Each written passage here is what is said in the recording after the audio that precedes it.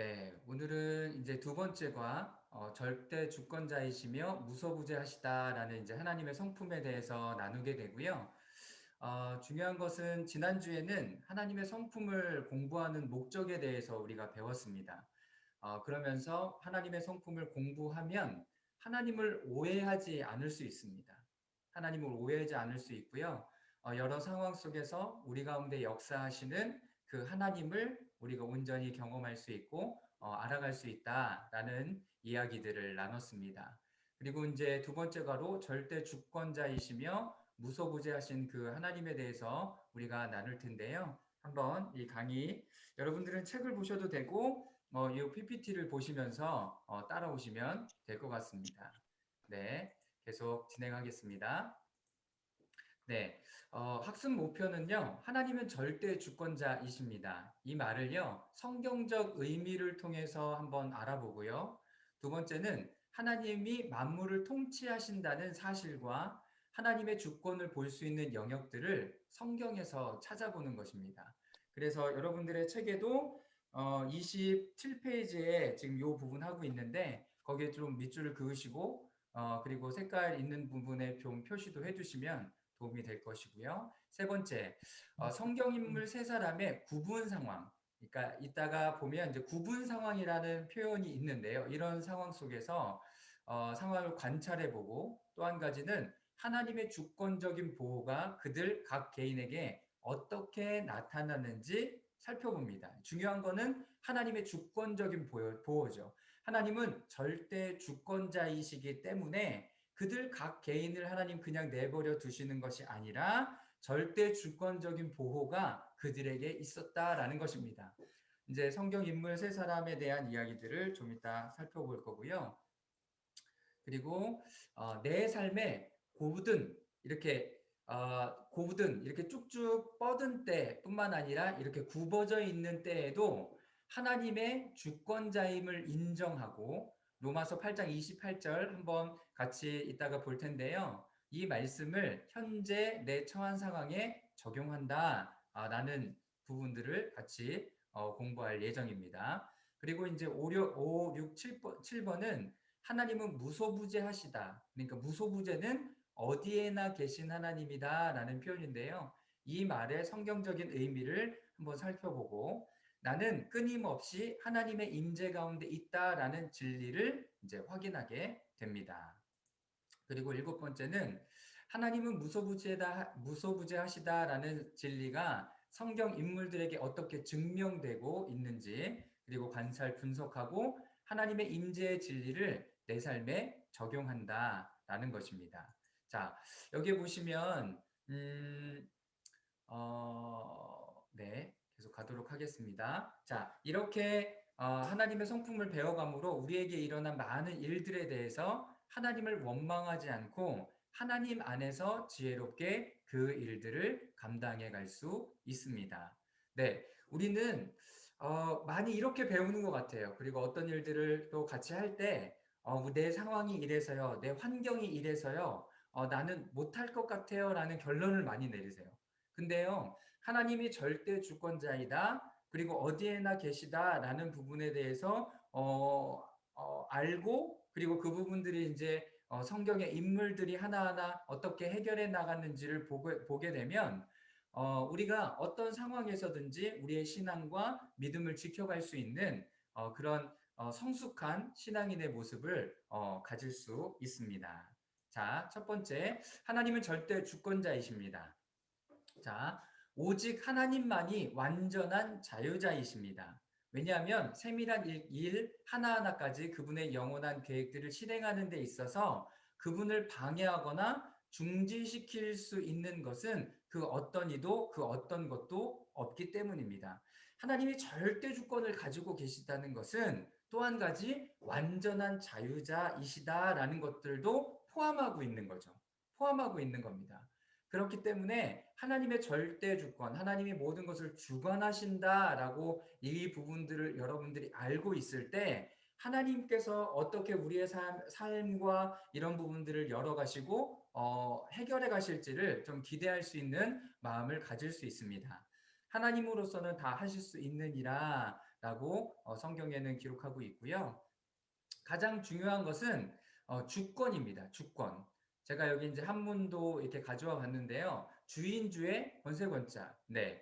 하나님의 주권을 이야기하는 거죠. 그래서 네이버를 찾아보니까요. 가장 주요한 권리, 국가의 의사를 최종적으로 결정하는 권력, 대내적으로 최고의 절대 힘을 가지고 대외적으로는 자주 독립성을 가진다. 이 부분이 굉장히 중요하죠. 최고의 절대, 대내적으로는, 안쪽으로는 최고의 힘을 가지고 있고요. 밖으로는 자주 독립성을 가지고 있는 거예요.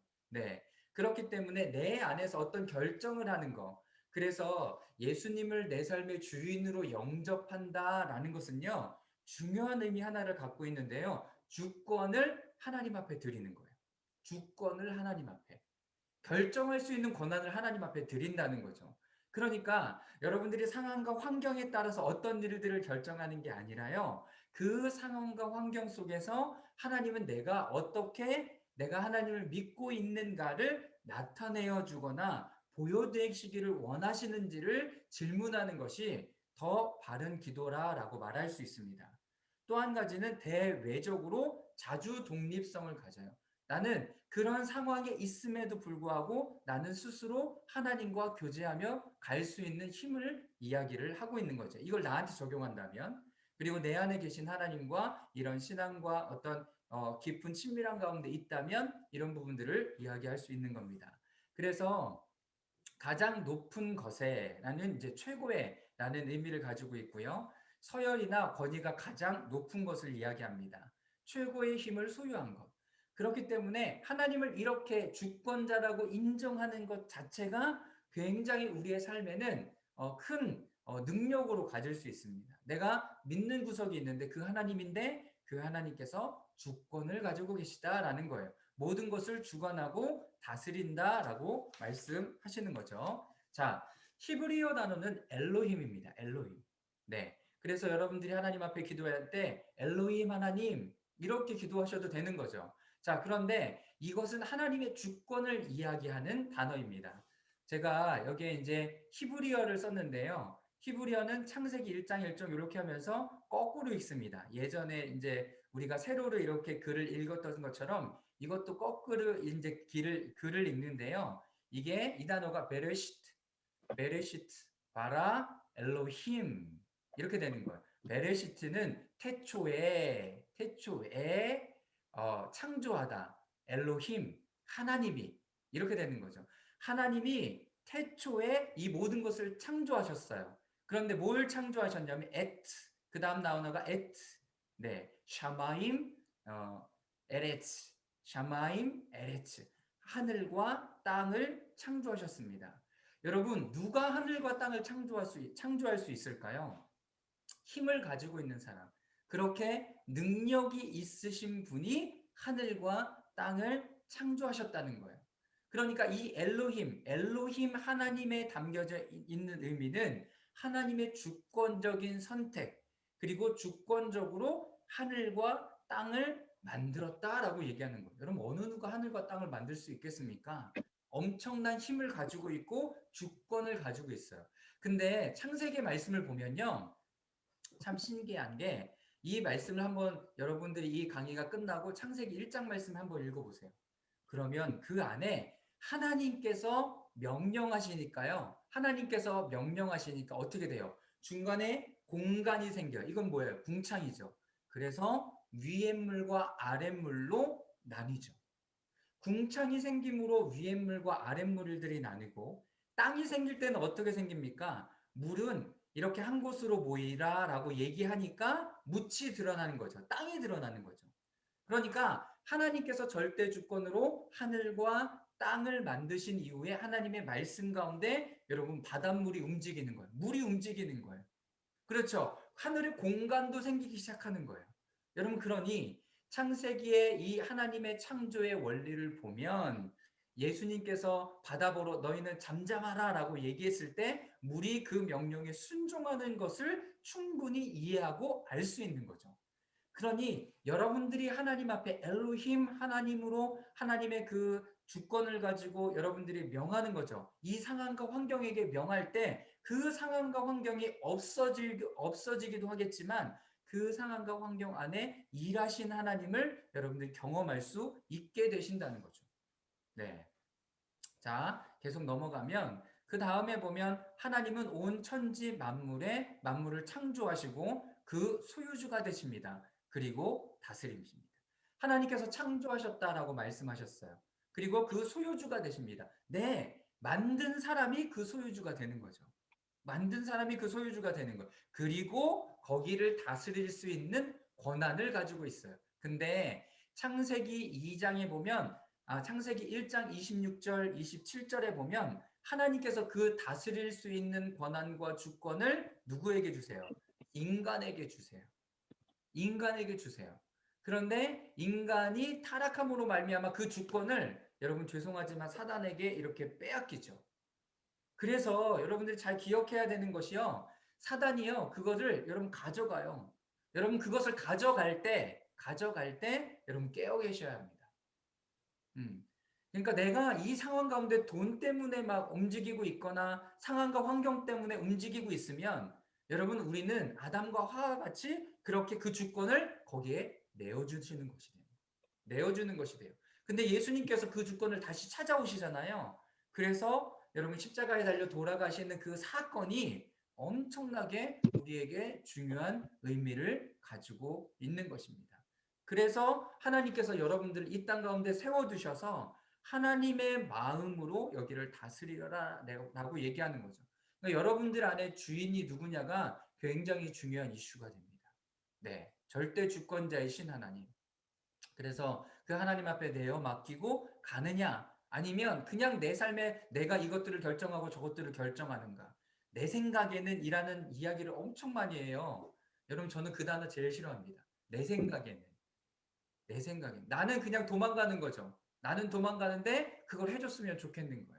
내 생각이 아니라요. 내가 기도하고 하나님의 마음을 받고 이야기하는 거 안에 여러분 힘이 실리는 겁니다. 그거 안에 힘이 실리는 거죠. 그렇기 때문에 여러분 내 생각에는 아니라고 여러분들 안 쓰셨으면 좋겠어요.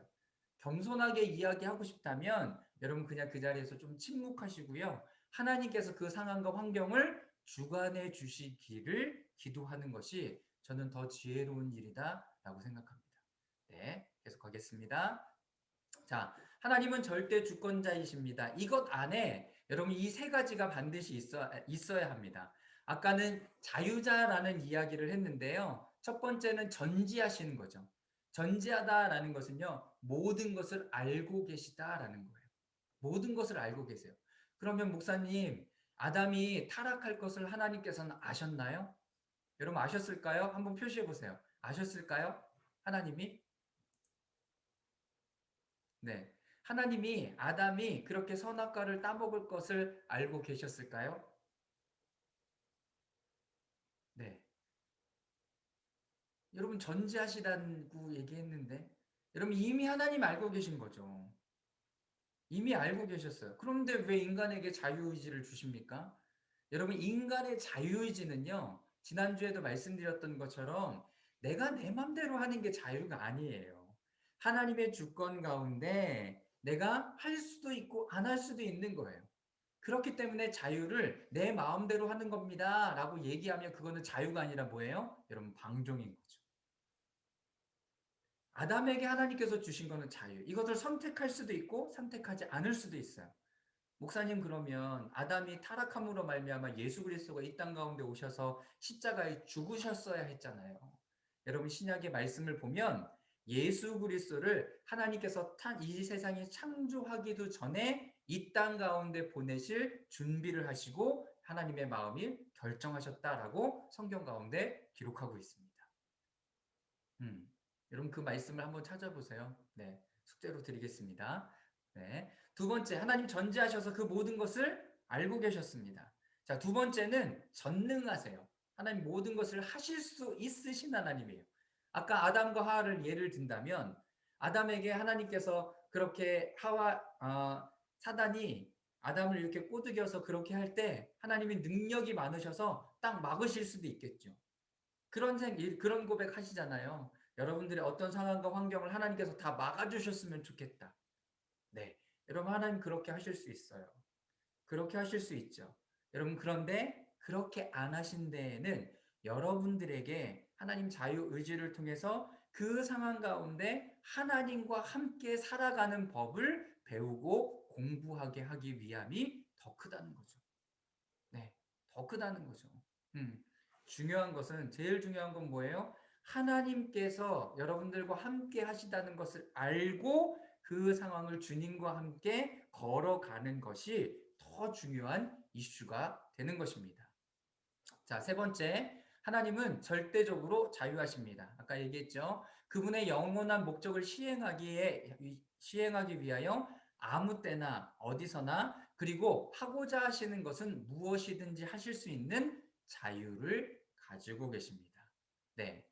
이 세 가지, 전지, 전능, 자유, 이 세 가지가 하나님의 주권자 안에, 하나님이 주권자이시다는 것 안에 여러분 들어있는 것입니다. 음, 그래서 하나님 모든 것을 알고 계셔. 그러니까 누구에게 물어야 돼요? 하나님께 물어야죠. 하나님 어떻게 하기를 원하세요? 라고 물으시죠. 두 번째, 전능하세요. 하나님 능력이 많으세요. 전능하시니까 하나님 이 상황 가운데 하나님 내가 어떻게 하기를 원하십니까? 하나님의 손길이 필요합니다. 이런 기도가 우리 가운데 필요하고, 세 번째는 자유하심. 절대적으로 자유하시기 때문에 하나님의 영원한 목적을 시행하기 위해서 아무 때나 어디서나 그리고 하시고자 하는 것은 무엇이든지 할 수 있는 자유를 가지고 계시다. 네, 이 부분들을 여러분 기억하실 수 있었으면 좋겠습니다. 네, 자, 이 부분을 우리 유희연 집사님께서 한번 읽어주시면 감사하겠습니다. 하나님께서 만유의 통치자이십니다. 우리는 그분께서 세상을 창조하시고 유지하시는 과정 가운데 하나님의 주권을 나타나심을 보게 됩니다. 그러나 우리는 그러한 과정에서 나타나시는 하나님의 주권적 비밀들을 모두 다 이해할 수 없습니다. 이것은 우리의 제한된 이해를 넘어서는 것이며 주권자이신 하나님의 절대 영역입니다. 네, 이것은 하나님의 절대 영역인 거죠. 하나님의 영역. 자, 제가 여러분들에게 굉장히 중요한 거 하나 말씀드릴게요. 여러분, 우리는 기도할 때 성경을 읽을 때도 그렇고 한번 생각해 보세요. 여러분, 주체자가 누군가요? 성경을 읽을 때 주체자가 누구예요? 누가 읽어요? 성경을? 여러분, 내가 읽죠. 그러면 객체는 누구예요? 여러분, 누구에게 기도하세요? 하나님에게 기도하죠. 성경을 봐요. 그쵸?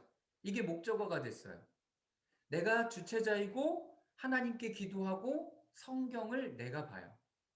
그리고 기도할 때 내가 필요한 것을 하나님 앞에 다 말씀드리고 나는 하나님의 음성을 들어야 되는데 그 다음에 그냥 나와요. 내가 주권자가 되면 이러는 거예요.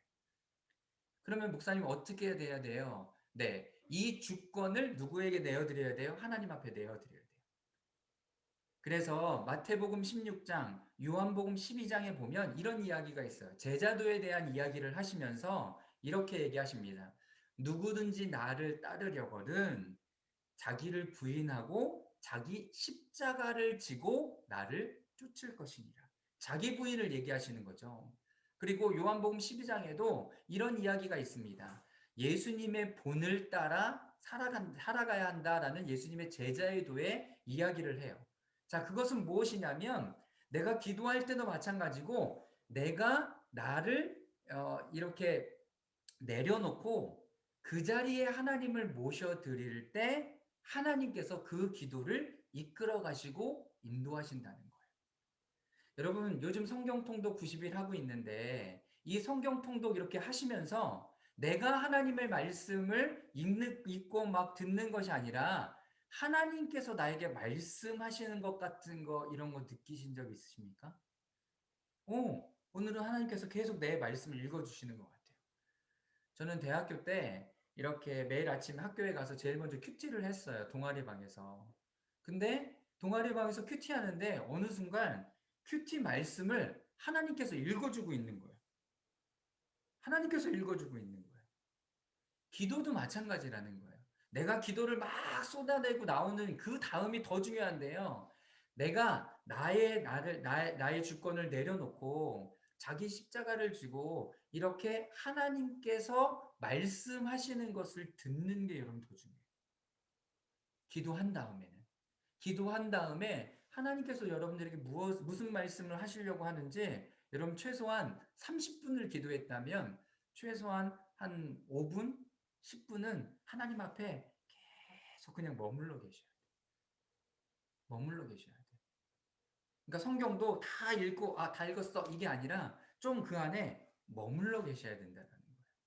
머물러 계셔. 그래서 하나님께서 우리에게 이제 주시고자 하는. 그래서 상황과 환경이 펼쳐지면 우리가 막 기도할 수 없을 정도로 힘들고 복잡하고 막 그래요. 여러분 그럴 때 잠깐만 하나님의 주권을 우리의 삶의 자리에 모셔드리고 하나님 앞에 묻기 시작하셨으면 좋겠습니다. 그래서 가만히 계시는 거죠, 좀. 여러분 그런 시간이 좀 물리적으로 필요합니다. 왜냐하면 우리의 제한된 이해를 넘어서기 때문에 그렇습니다. 내 생각으로는 절대로 이 부분들이 이해가 안 되는 거야. 그렇기 때문에 이 부분은 하나님의 절대 영역인 거죠. 그래서 하나님께 묻고 하나님께서 이 부분들을 해결해 주시기를 기도해야 되는 것입니다. 네, 지금 이 부분이 지금 여러분들의 교재 30페이지 맨 위에 있는 내용입니다. 계속하겠습니다. 목표 두 번째, 하나님의 주권이 나타나는 영역, 어디에 나타나는가를 이제 보는 거죠. 자, 만물을 통치하신다는 사실과 하나님의 주권을 볼 수 있는 영역을 성경에서 찾는다. 네, 우리 이효진 집사님께서 여기 한번 읽어주시면 좋겠습니다. 말씀 제가 PPT에 기록해 두었는데요. 한번 읽어주시면 감사하겠습니다. 여호와께서 다스리니 스스로 권위를 입으셨도다.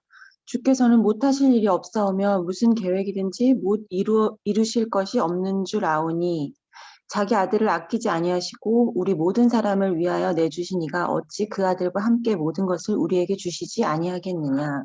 네, 이게 이제 하나님의 절대 주권, 권위를 입으셨다. 그리고 못 이루실 일이 없다. 그리고 그 아들을 우리에게 주시겠다라는 이 하나님의 약속들이 말씀 가운데 기록되어져 있는 거죠. 자, 계속 보겠습니다. 우리의 삶에 큰 영향을 미치는 정치, 사회, 상황까지도 하나님 궁극적으로 통치하십니다.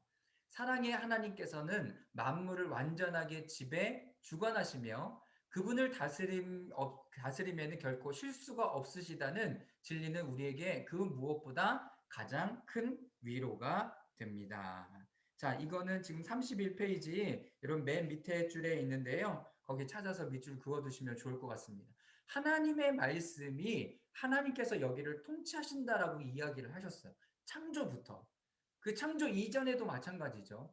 그렇게 하나님께서 이 부분들을 다스리고 계신다면 가장 큰 위로가 된다라는 거죠. 내 마음의 위로가 조금 놓여지는 거죠. 하나님의 통치 가운데 있구나. 여러분 이게 좀 이렇게 마음이 좀 놓여지는 거예요. 그리고 지금 하나님께서 이 안에서 어떻게 일하시려고 하는 거지? 남편을 만지실 수도 있고요. 나를 만지실 수도 있고요. 자녀를 만지실 수도 있고요. 여러분 여러 가지 부분들을 만지시고 계신 거죠.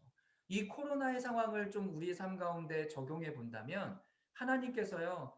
교회의 어떤 시스템의 전반 그리고 메시지의 전반 우리의 신앙생활의 전반을 하나님께서 다스린다라고 생각하면 빨리 이 상황 가운데 하나님 앞에 변화되어야 될 것이 무엇인지를 찾아봐야 되는 거죠.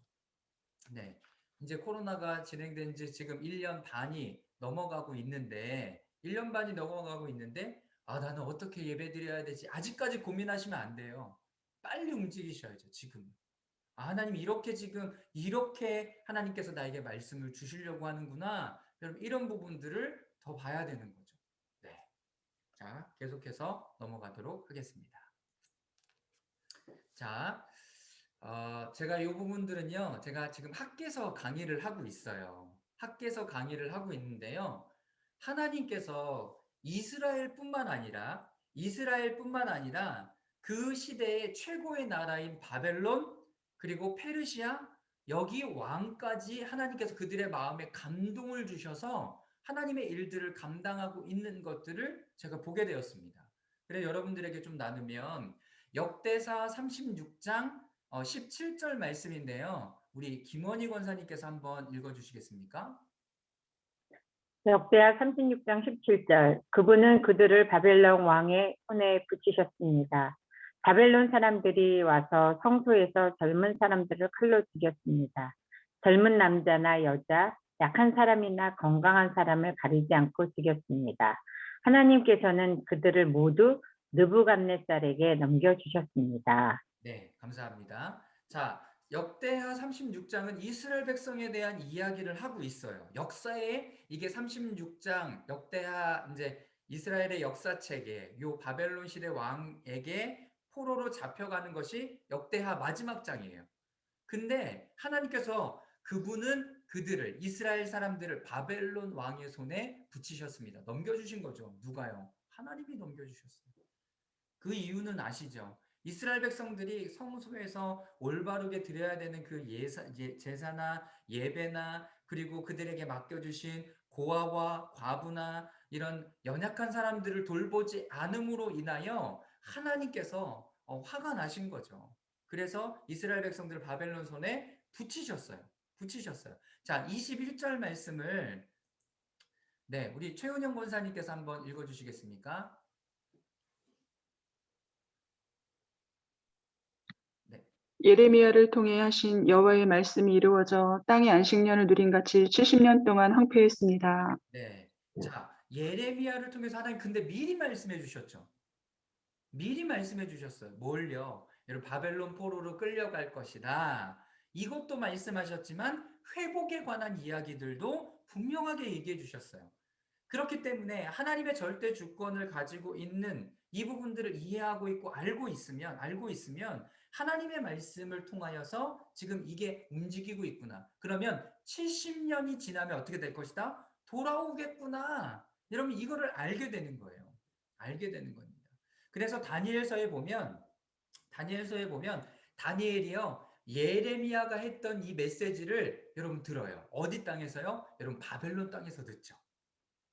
바벨론 땅에서 들어요. 그랬더니 다니엘이 어떻게 합니까? 여러분 돌아갈 준비를 하는 것이 아니라 마음의 준비를 먼저 하죠. 하나님 앞에 회개합니다.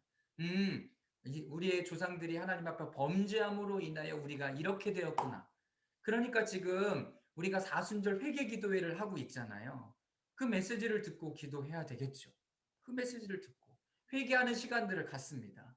그리고 70년이 됐을 때는 이스라엘 백성들이 어떻게 해요? 자, 여기에 자 에스라 1장 1절 말씀인데요. 우리 김중곤 집사님 네, 마이크 켜시고 네. 네네네. 에스라 1장 1절 말씀을 한번 읽어주세요.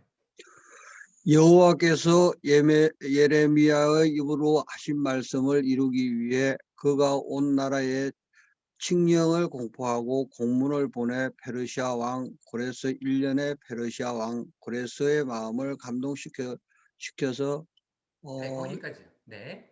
예.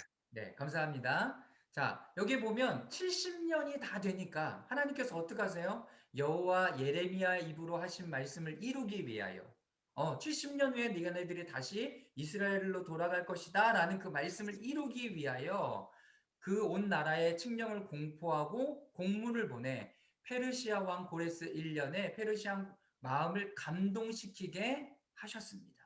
하나님께서 이방 왕의 마음을 감동시키셨다라는 거예요. 여러분 여기 감동이란 단어가 뭐라고 쓰여져 있는지 아십니까? 원어는요. 누하르라는 단어가 쓰여져 있어요. 누하르라는 단어. 이 누하르라는 단어는요. 여러분 성령이란 뜻이에요. 성령. 하나님께서 이방 왕의 마음을 여러분 성령으로 감동시키게 하셔서 하나님의 일들을 감당하게 하셨다라고 성경에 기록하고 있는 것입니다. 자, 학개서 1장 1절 말씀도 마찬가지. 제가 읽겠습니다. 다리오 왕 2년째 되는 해 여섯째 달 1일에 여호와의 말씀이 예언자 학개를 통해 스알디엘의 아들 유다 총독 스룹바벨과 여호사닥의 아들 대제사장 여호수아에게 임했습니다. 그래서 뭐 했는지 아십니까? 여러분 성전을 재건하게 합니다. 성전을 짓게 하세요. 여러분 이 사람들이 이방 사람은 아니지만 하나님께서 부르시는 사람을 통해서 또 성전을 재건하는 일들을 하셨다라는 것입니다. 사랑하는 여러분, 하나님께서는요, 여러분들, 믿는 사람들뿐만 아니라 믿지 않는 사람들의 마음도 감동시켜서 하나님의 주권적인 일을 하고 계시다라는 것입니다. 그러니까 여러분, 우리의 남편을 변화시키는 것이 누구예요? 하나님의 주권적인 역할이 있으셔야 되는 거예요. 우리 아내를 변화시키는 것도 여러분 하나님의 주권적인, 자녀들을 변화시키는 것도, 그러니까 하나님 앞에 올려드리며 우리가 기도할 필요가 분명하게 있는 거죠. 자, 그래서 이제 제가 표로 만들어 본 거고요. 여러분들이 보시면 좋을 것 같습니다. 자, 넘어가겠습니다. 자, 나의 삶의 주관자이신 하나님. 자, 우리의 삶에 계속 이제 어려움이 다가오는 거죠. 어려움이 다가오는 겁니다. 자, 요 말씀을 우리 명진양 집사님, 네, 네, 한번 읽어주세요. 나의 삶의 주관자 하나님, 우리의 삶에 찾아오는 수많은 어려움 가운데에는 자신의 죄와 완고함의 결과 때문에 오는 것 또한 존재합니다. 이러한 어려움은 우리 삶 가운데 우리 스스로가 만든 굵은 모습으로 나타나기도 합니다.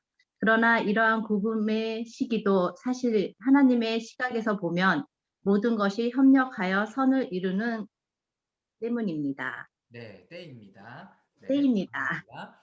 자, 여기에 보면 우리의 삶에 이제 구분대가 있는 거죠. 고든 때는 이런 평평한 때인 거죠. 근데 우리의 상황 가운데 구분대가 있어요. 어려울 때를 이야기하는 거죠. 근데 이거는 하나님께서 상황과 환경을 통해서 열어가시기도 하지만 우리의 죄 그리고 완고함의 결과 때문에 이런 것들이 또 나타나기도 하는 거예요. 하나님의 지혜로 일들을 감당하지 않았거나. 자, 그런데 너 이거 잘못했으니까 너 혼나야 돼. 이렇게 하나님께서 보내시는 게 아니라, 우리가 다음에 공부하겠지만 하나님은 사랑이세요. 그렇기 때문에 이 시간들을 협력하여 선을 이루는 하나님의 때로 만들어 가게 하실 거라는 거죠. 네. 여러분, 이것을 여러분 잘 보실 수 있었으면 좋겠습니다. 하나님의 시각에서 보면 하나님은 이 상황을 통해서도 일하고 역사하신다는 거예요. 그럼 뭐 어떤 일을 지금 하고 계신가를 우리는 주목해서 볼 필요가 있죠. 자, 전도서 7장 13절 14절 말씀인데요. 우리 임종옥 집사님, 마이크 켜시고 한번 읽어주세요. 네, 네. 읽겠습니다.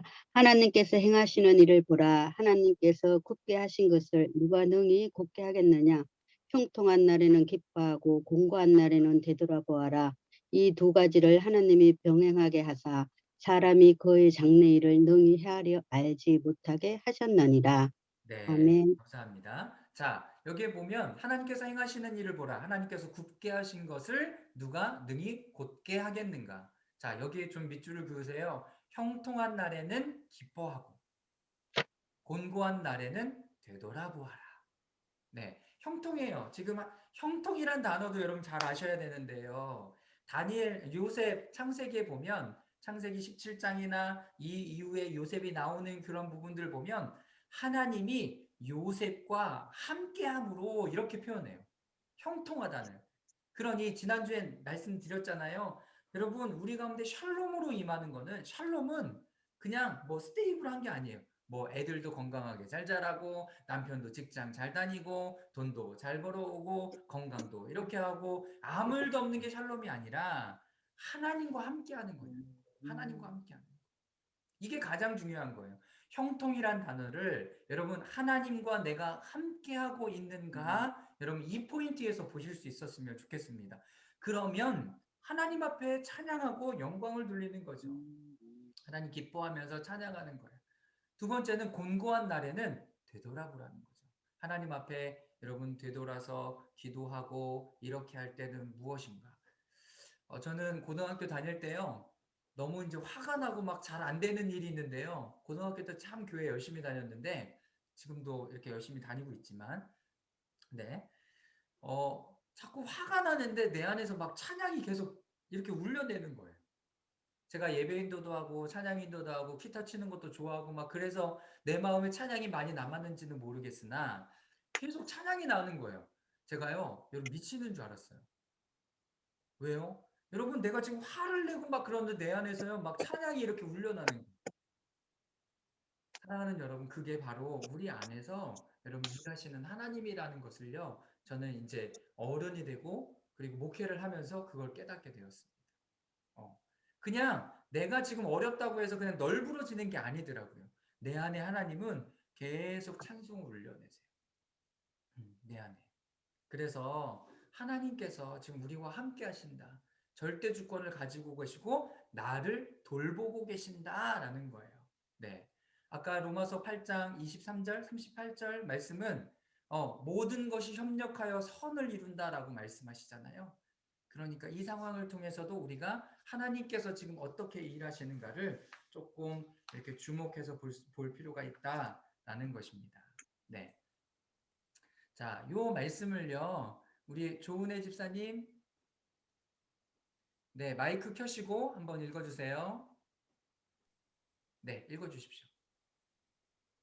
하나님께서는 우리 눈에 굽어 보이는 상황을 사용하셔서 우리의 삶 속에 그분의 선하신 목적을 이루어 가십니다. 그러므로 우리가 이 진리를 깨닫고 절대적 주권자이신 그분께 우리의 삶을 온전히 맡긴다면 참된 평안과 자유함을 경험할 것입니다. 네, 제가 밑줄 구원하는데요. 절대 주권자이신 그분께서 우리의 삶을 온전히 맡긴다면 우리 주님께 우리의 삶을 온전히 맡긴다면 참된 평화와 자유함을 경험할 것이죠. 이 안에서도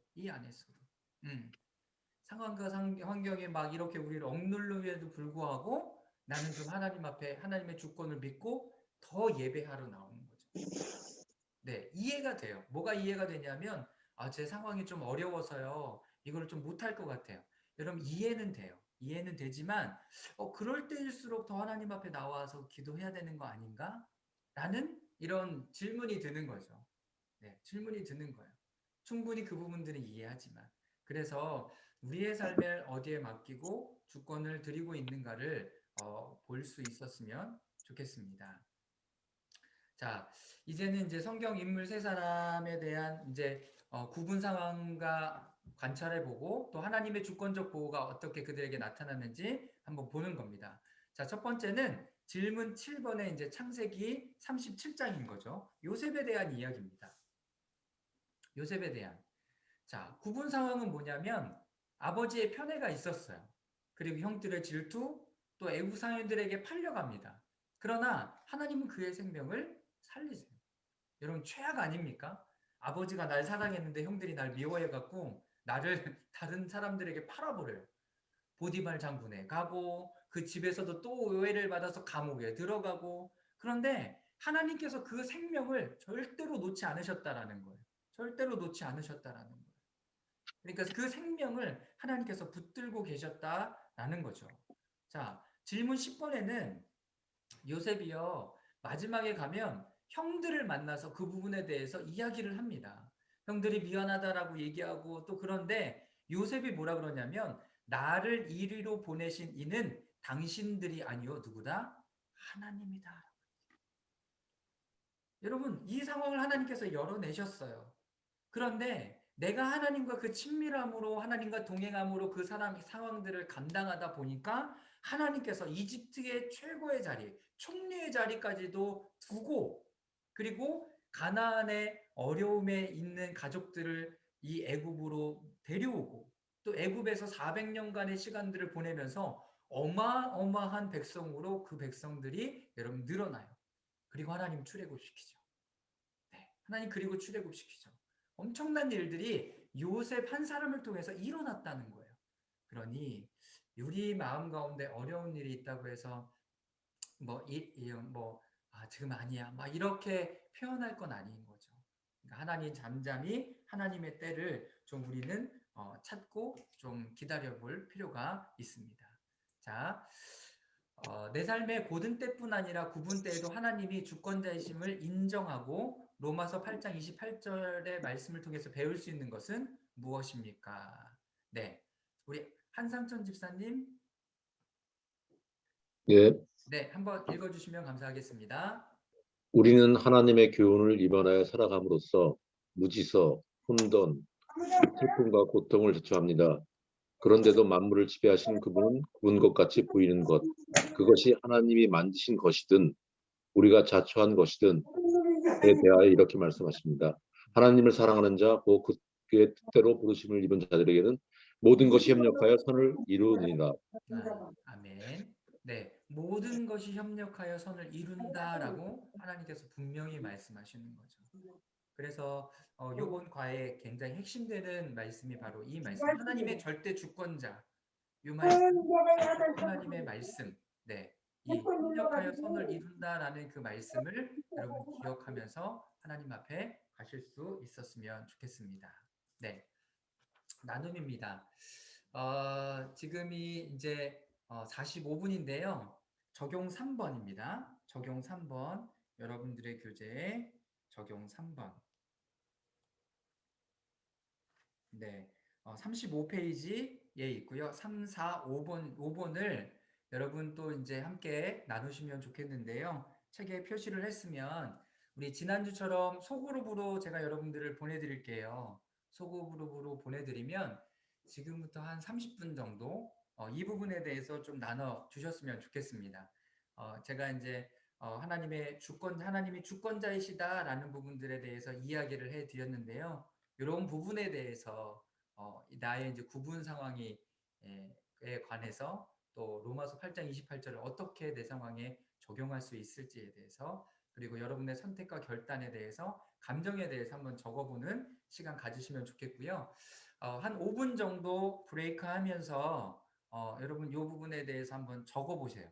여러분들의 선택과 결단을 적어보시고 30분 정도 이렇게 시간을 드리면 그 시간을 통해서 여러분 같이 그 조안에서 나누는 시간 가지시면 되겠습니다. 한 5분 정도 브레이크 하겠습니다. 나가시면 안 되고요. 그대로 계시면 됩니다. 네.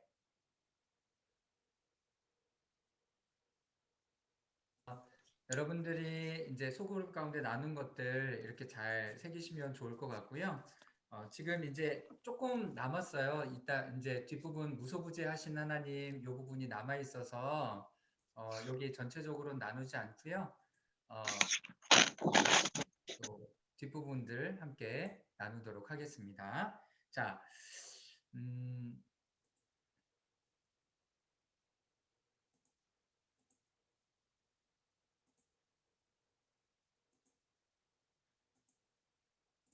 잠시만요.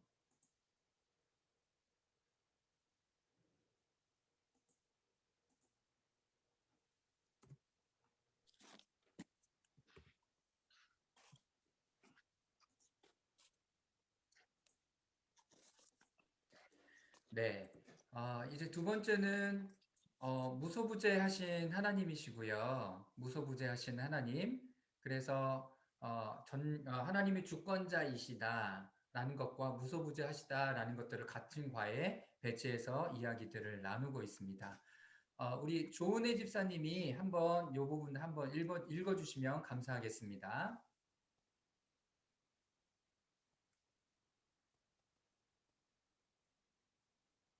네. 조은혜 집사님 마이크 켜시고 읽어주세요. 네. 지금 이 순간에도 우리는 하나님의 임재에 둘러싸여 있습니다.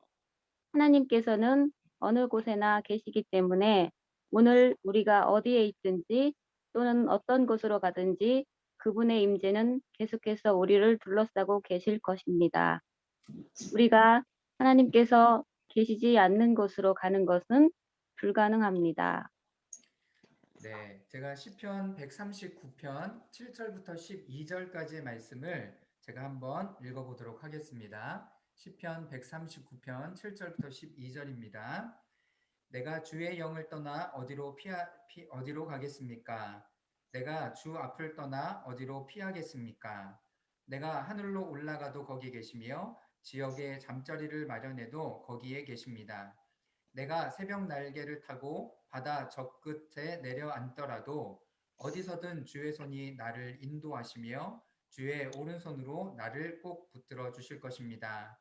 내가 어둠에게 나를 가리고 밤에게 나를 둘러달라 해도 어둠조차 주로부터 숨지 못하며 밤도 나처럼 환하게 빛날 것입니다. 주께서는 어둠이나 빛이나 다를 바 없으니 말입니다. 아멘. 자, 하나님께서는 어디에나 계시다라는 것이 이제 무소부재하신 하나님이십니다. 이것이 우리에게 어떤 의미를 주는지 또 한번 살펴보도록 하겠습니다. 자, 임재라는 단어는요, 하나님의 임재라는 단어는 문자적으로 하나님의 얼굴을 바라본다라는 의미입니다. 그래서요, 임재라는 개념은 서로 얼굴과 얼굴을 마주하고 바라본다라는 뜻입니다. 시편 기자는 하나님의 무소부재하심을 이렇게 이야기를 합니다. 그러니까 하나님의 임재가 우리 가운데 임하였다라는 것은요, 하나님을 볼 수 있다라는 것을 뜻하는 겁니다. 하나님을 볼 수 있다. 자, 그러니까 지난주에 제가 그 주일 저녁 예배 때 하나님의 영광에 대해서 설교를 했습니다. 하나님의 영광이 나타났다라는 표현을 쓰는데요. 하나님의 영광이 이곳 가운데 임했다라고 이야기하는 것은요. 하나님을 볼 수 있는 상황이 된 겁니다. 하나님의 이곳 가운데 임재해 주십시오. 영광 가운데 임하여 주십시오라고 이야기하는 것은 이곳 가운데 하나님을 드러내 주십시오라고 표현하는 것과 같은 표현이라는 거예요. 여러분 임재도 마찬가지입니다. 임재. 하나님께서 이곳 가운데 함께 하시고 자리를 잡으셨다라는 것은요. 얼굴을 바라본다라는 의미를 가지고 있는 것입니다. 그러니까 예배 가운데 여러분들이 하나님을 만나는 것은요. 당연한 거죠. 그리고 예배 가운데 하나님의 음성을 듣는 것도 여러분 당연해야 되는 거예요. 근데 하나님의 음성을 들은 적이 없고 또 하나님께서 함께 하신 것들을 경험하지 못하니까 그런 부분들이 굉장히 낯설게 다가오는 거죠. 그래서 여러분들이 예배할 때마다 하나님 무소부재하시다라는 것은요. 예배할 때뿐만 아니라 여러분들이 함께 계시는 곳곳에도 하나님이 함께 하신다라는 거예요. 뭐 예배할 때뿐만 아니라 그러니 여러분들의 가정에서 이렇게 지금 가정에서도 그렇고 회사에서 한 삶의 한 자리에서 이렇게 강의를 듣고 이렇게 시간을 보내는 것은 충분히 가능한 일이 되는 거죠. 네. 그래서 시편 기자가 시편 139편 7절에 내가 주의 영을 떠나 어디로 가며 주 앞에서 어디로 피하리까라고 이야기를 하고 있습니다. 자, 요 다음 부분을 우리 김중근 집사님 네, 마이크 켜시고 한번 읽어주시면 감사하겠습니다. 여호와가 말하노라 나는 천지에 충만하지 아니하냐. 공간에 대한 우리의 생각은 우리의 체험에 따라 달라집니다. 하나님은 영하시기 때문에 시간과 공간의 제약을 받지 않습니다. 하나님께서 모든 시공간에 존재하시지만 또한 동시에 시공간 밖에서도 존재하십니다. 네, 감사합니다. 지금 예레미야 23장 24절에 이렇게 이야기합니다. 내가 말하노라 나는 천지에 충만하지 아니하냐. 그러니까 여기 모든 곳에 흘러 넘친다라는 의미를 가지고 있는 겁니다. 자, 여기 공간에 대한 이야기를 하고 있는데요. 공간에 대한 우리의 생각은 우리의 체험에 따라 달라집니다. 여러분 이게 무슨 의미냐면 여러분들이 만약에 어떤 어디 아울리치를 가서 거기에서 예배하고 기도하면 거기가 굉장히 친근하게 익숙하게 다가옵니다. 그렇죠. 그래서 여러분들의 삶의 공간 곳곳에 하나님의 임재를 초청하는 것은 굉장히 중요한 일이에요. 굉장히 중요한 일이에요. 이미 어디에나 다 하나님 계시죠. 어디에나 하나님 계세요. 그런데 여러분들이 그 공간에 가서 기도하는 거, 그리고 목사님들이 신방 가거나 그러면 제일 먼저 어떻게 하세요? 집에 들어가시면 기도하시고 또 식당에 가셔도 뭐 음식이 나오기 전에도 기도하시는 거. 여러분 공간에 대한 이 주권과 이 모든 것을 하나님께 드리는 거죠. 하나님께 드리는 거예요. 그래서 하나님은 시간과 공간을 제한을 받지 않으시지만 우리가 그분을 이곳 가운데 더 깊은 하나님의 임재로 초청하거나 여러분 그렇게 할 수 있다라는 것을 이야기하고 있습니다. 그리고 또한 시공간 밖에서도 분명히 존재하시는 우리 하나님이십니다. 제가 한번 그 다음에 읽겠습니다. 우리가 그를 힘입어 살며 기둥하며 존재하느니라. 만물이 그 안에 함께 섰느니라. 만물이 하나님 안에 있다라는 것들을 분명하게 이야기하고 있는 것입니다.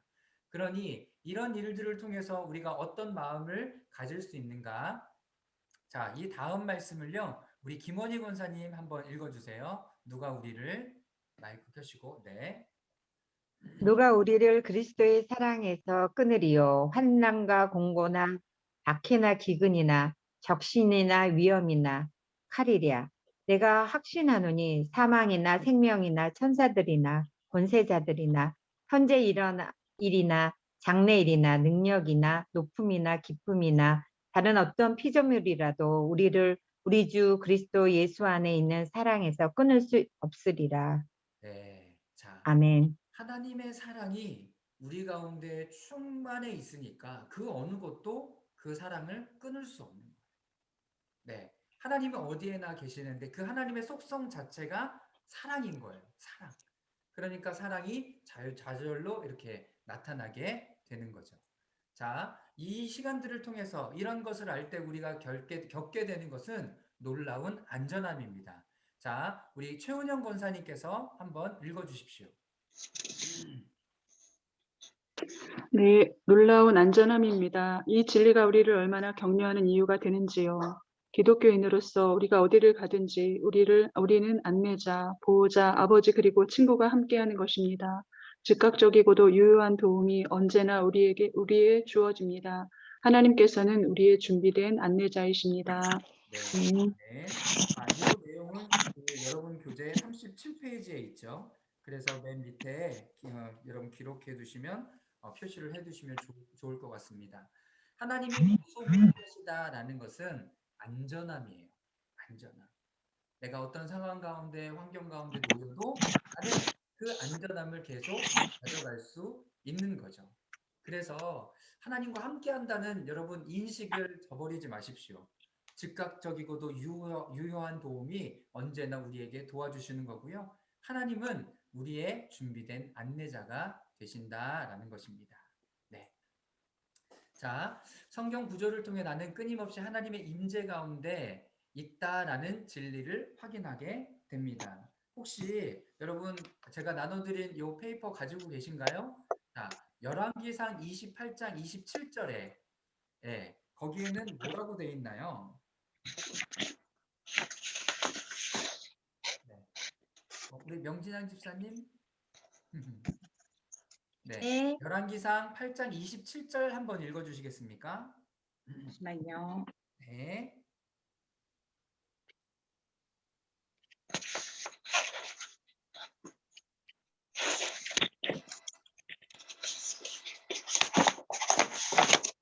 그러나 하나님께서 정말 땅에 사시겠습니까?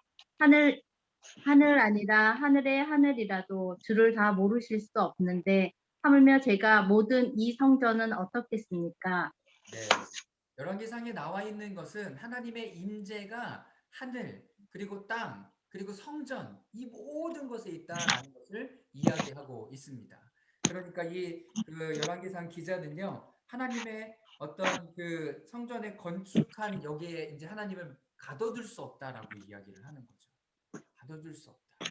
네. 자, 두 번째는 시편 말씀은 제가 아까 읽었으니까 넘어가고요. 사도행전 17장 27절, 28절. 유희연 집사님께서 한번 읽어 주십시오. 이는 사람으로 하나님을 혹 더듬어 찾아 발견케 하려 하심이로되 그는 우리 각 사람에게서 멀리 떠나 계시지 아니하도다. 네. 감사합니다. 네. 하나님께서 여러분 멀리 떨어져 계신 게 아니다라는 거예요. 가까이 계시는 하나님. 가까이 계시는 하나님. 네. 그 하나님을 기억하실 수 있었으면 좋겠고요. 에베소서 4장 6절 말씀을 우리 효진 자매님이 한번 읽어 주세요.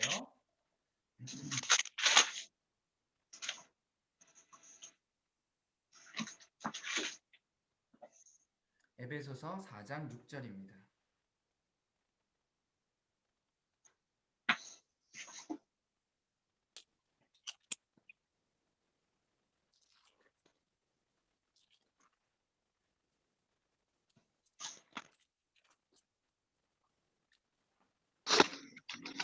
목사님, 제가 읽는 거지요? 네, 저 말씀하셨죠? 네. 에베소서 4장 6절이요. 네. 하나님도 한 분이시니 곧 만유의 아버지이십니다. 하나님은 모든 것 위에 계시고 모든 것을 통해 계시고 모든 것 안에 계십니다. 네, 이 말씀 굉장히 중요한 말씀입니다. 여기에 여러분들도 성경에 좀 기록해 두시면 좋을 것 같고요. 자, 에베소서 4장 6절 말씀 이렇게 좀 에베소서 4장 6절 말씀을 보면 하나님도 한 분이시니 만유의 아버지이십니다. 하나님은 모든 것 위에 계시고 모든 것 위에 그리고 모든 것을 통해 계시고 그리고 모든 것 안에 계십니다. 네, 이거는 굉장히 신학적으로도 굉장히 중요한 의미를 가지고 있는 것입니다. 그래서 하나님의 무소부재하심들을 여러분들이 이야기하고 나눌 때 하나님이 어디에나 계시다. 위에도 아래도 우리와 함께 계시다라는 개념을 좀 이해하실 수 있으면 좋겠습니다. 자, 질문 21번인데요. 질문 21번. 요나는 결국 하나님에 대해서 무엇을 깨달았습니까? 네. 하나님에 대해서 무엇을 깨달았을까요, 요나가? 네. 요나가 깨달은 것은 하나님께 피할 곳은 여호와께 피할 곳은 없다라는 것을 깨닫게 됩니다. 네. 어디로 피해 가려고 했죠? 내 마음에 안 든다고 해서 다른 데로 피해 가려고 했어요. 그런데 그렇게 피해 갈 수 없었습니다. 네. 두 번째, 24번 문제인데요. 다니엘과 세 친구들이 하나님을 신뢰할 수 있었던 것은 하나님에 대해 어떤 진리를 알았기 때문입니까? 어떤 진리를 알았냐면 하나님께서 어디에나 계시다라는 것을 알았다라고 이야기할 수 있습니다. 이 부분에 대해서 확신할 수 없으면 여러분 뛰어들지 못하는 거죠. 뛰어들지 못하는 거예요. 네. 내가 어떤 일들을 결정할 때 하나님과 함께 그 여정을 가고 있는가? 그래서 출애굽기에도 보면 모세가 이런 요청을 하나님 앞에 합니다. 하나님, 나와 함께 가시지 않으면 우리를 가게 하지 말라고. 우리만 보내지 말라라는 이야기를 합니다. 하나님께서 우리와 함께 해달라는 믿음의 고백을 모세는 하나님 앞에 올려드리고 있는 것입니다. 가장 중요한 거는 하나님께서 어디에나 계시다라는 것들을 우리가 인지할 때 가장 안전한 가운데 거할 수 있고요. 그 하나님 앞에 요청하고 기도할 수 있습니다. 그래서 우리의 삶의 주권자이신 하나님 그리고 어디에나 계신 하나님이 여러분들과 늘 함께 가고 계시다라는 것들을 기억하시면 자, 과제는요. 8, 9, 10번입니다. 8, 9, 10번. 여러분 교재 41페이지고요. 네. 하나님에 대한 요나와 유대 청년 3명의 순종을 비교해 보십시오. 발견했을 때 사람들의 이야기를 공부하면서 여러분은 하나님의 임재에 대해서 무엇을 배웠습니까? 네, 이런 질문들 함께 여러분들이 준비해서 이 부분은 이제 숙제로 제출해 주시면 처럼 카톡으로 해서 저한테 보내주시면 되겠습니다. 오늘은 5분 정도 있는데요. 여기까지 하도록 하겠습니다. 여러분 언제든지 질문 있으시면 저한테 카톡으로 보내주시면 되고요. 보내주시면 되겠습니다. 네, 너무 수고 많으셨고요. 질문 있으면 언제든지 말씀해 주세요. 네. 네, 오늘은 여기까지 하겠습니다. 제가 기도하고 마치도록 하겠습니다. 살아계신 하나님, 하나님께서 우리의 삶의 절대 주권자가 되시는 것이 얼마나 저희들에게 위로가 되고 또 하나님께서 어디에나 계시다는 것이 저희들에게 얼마나 안전함을 주는지요. 우리의 굽은 모든 상황 속에서도 그 길을 곧게 하시며 모든 것을 협력하여 선을 이루게 하셔서 무엇보다도 하나님의 뜻을 깨달아 하나님 안에 거하며 또 하나님을 통하여 또 하나님께서 일하시는 것들을 경험할 수 있도록 하시는 그 하나님을 찬양합니다. 무엇보다도 우리를 사랑하시고 주님의 주권 가운데 나아가게 하셨사오니 날마다 주님과 동행하는 저희들 되게 하여 주시옵소서. 감사드리며 예수님의 이름으로 기도드리옵나이다. 아멘. 아멘. 아멘. 아멘. 네, 감사합니다. 감사합니다. 수고하셨습니다. 감사합니다. 감사합니다. 네.